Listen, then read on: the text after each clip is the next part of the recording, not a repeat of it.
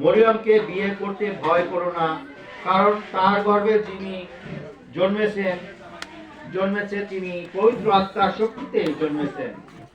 তার একটি ছেলে হবে, তুমি তার নাম যিশু রাখবে, কারণ তিনি তার লোকদের তাদের পাপ থেকে উদ্ধার করবেন। এইসব হয়েছিল যেন নবীর মধ্য দিয়ে প্রভু সেই যে কথা বলেছিলেন তা পূর্ণ হয়। একজন কুমারী মেয়ে গর্ভবতী হবে, তা আর তার একটি ছেলে হবে, তার নাম রাখা হবে ইম্মানুয়েল। এই নামের মানে হলো আমাদের সঙ্গে ঈশ্বর। প্রভুর দূত যোসেফকে যেমন আদেশ দিয়েছিলেন ঘুম থেকে উঠে তিনি তেমনি করলেন। তিনি মরিয়মকে বিয়ে করলেন, কিন্তু ছেলের জন্ম না হওয়া পর্যন্ত তার সঙ্গে মিলিত হলেন না। পরে যোসেফ ছেলেটির নাম যিশু রাখলেন। কারণ পাঠসম্মত প্রভুর বাণী জয় হোক। আমরা দেখলাম দুইটি পাঠ, আগের পাঠের সেই যিশু বাবাজির প্রস্তুতি এবং সে যার উদ্দেশ্য নিয়ে আমরা এখানে মিলিত হয়েছি এবং সারা বিশ্ব আনন্দে উৎফুল্লে তার সে জন্মতিথি পালন করছে। সেই প্রভু যীশু খ্রিস্ট কিভাবে এসেছিলেন সেই ঘটনা আমরা পড়েছি। এখানে আর এক সুসমাচারে আমরা আরেকটু বিস্তারিত দেখতে পাই। বিভিন্ন লোকলিখিত সুসমাচারে আছে তার বৃত্তান্ত। তাহলে দেখি সেই যিশু ভাবাদীর সেই প্রস্তুতির কথা অনুসারেই সব ঘটেছিল এবং সেই ঈশ্বরই এই পৃথিবীতে নেমে এলেন।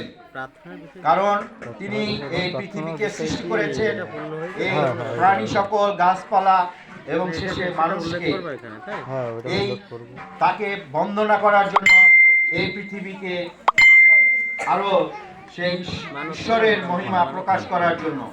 কিন্তু মানুষ ধীরে ধীরে পাপে নিমজ্জিত হলো, লোভ লালসায় বিভিন্ন ভাবে তারা বিপদে চলে গিয়েছিল, পাপে পরিপূর্ণ হয়ে গেছিল। তাই সেই সৃষ্টিকর্তাই আবার প্রতিজ্ঞা করলেন তিনি আবার এই পৃথিবীর মানুষকে মুক্তি দেবেন পাপ থেকে মোচনের জন্য। তিনি নিজেই এই পৃথিবীতে আসবেন। আর সেই আমরা জানি যে সেই পিতাই পুত্র হয়ে এই পৃথিবীতে আসলেন। সেই কিভাবে আসলেন সেই শীতের রাতে, এবং তার আগের ঘটনাগুলি আমরা দেখলাম। সেই মরিয়মের সঙ্গে যোসেফের বাগদত্ত হয়েছিল যে তাদের বিয়ে হবে, কিন্তু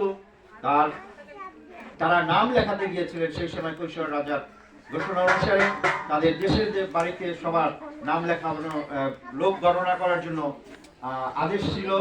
এবং সে যোসেফ মরিয়মকে নিয়ে তার জেরুজালেম শহরে গিয়েছিলেন, কিন্তু যে সেখানে যে তারা কোনো স্থান পায় না থাকার মতো, রাত হয়ে গেছিল বা তারা যেতে যেতে অন্ধকার হয়ে গেছিল। সেই সময় সেই মরিয়মের প্রসব বেদনা আসলো, কিন্তু তারা জায়গা খুঁজলো, জায়গা পেল না কোনো থাকার মতো। সেই এই পৃথিবীর মুক্তিদাতা, আমাদের ত্রাণকর্তা, শান্তিময় ঈশ্বর এই পৃথিবীতে আসার সময় তার কোনো স্থান ছিল না, উপযুক্ত পরিবেশ ছিল না। তিনি কোথায় আসলেন? তিনি সেই জামপাত্রে গোশাল ঘরে একটু স্থান পেল, সেখানে তিনি আসলেন আর সেখানে জন্মগ্রহণ করলেন। আর আমরা দেখি সেই বার্তা কারা প্রথমে পেল, সেই রাখালরা পেল। সেই মুক্তিদাতার জন্মের কথা প্রথমে প্রকাশ করলেন। সেই রাখালেরা ছিল মাঠে, মেষ চড়াচ্ছিল বা মেষকে তারা দেখছিল, এবং তারা এসে সেই প্রভু যিশুকে দেখতে পেল।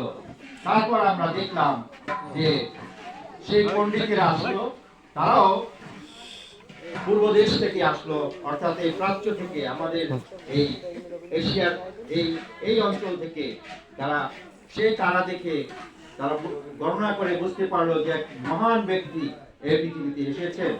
সেই তারা ওই তারা দেখে দেখে সেই স্থানে গেলেন। আর আমরা দেখি সেই যিশুর জন্ম বার্তা কত কষ্টের মধ্যে, মানে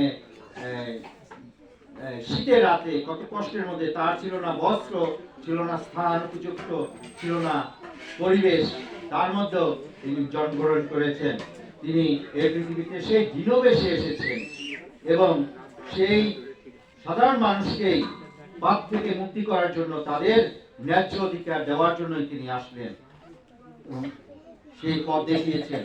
তা আমাদেরও, আমরা অনেকে পার্থিব জীবনে দেখি তার তিথি পালন করার জন্য, তাই সে জন্মদিন পালন করার জন্য আমরা কত জাঁকজমক করি, কত আয়োজন করি, কত কিছু করি, পোশাক আশাক, খাদ্যদ্রব্য বিভিন্ন ভাবে।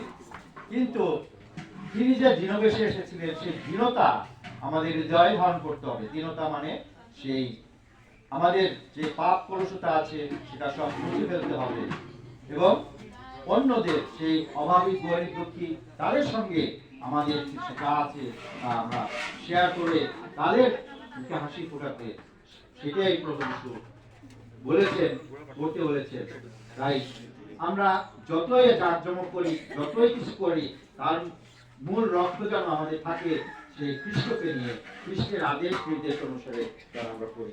অনেক কথা আসবে, অনেক উপদেশ হবে, বিভিন্ন সারা পৃথিবী ব্যাপী অনেকে অনেক কিছু বলবে, তারপরেও অনেকেই আবার স্বার্থপরের মতো হয়ে যাবে, মুখে এক কথা বলবে, নিজেরা করবে আর এক কথা। তাই আমরা যেন সবাই সেই প্রভু যীশু খ্রিস্টের আগমন, তার জন্ম, এটার মূল যে রহস্য, তা যেন আমরা হৃদয় দিয়ে উপলব্ধি করতে পারি এবং তা যেন আমাদের হৃদয়ে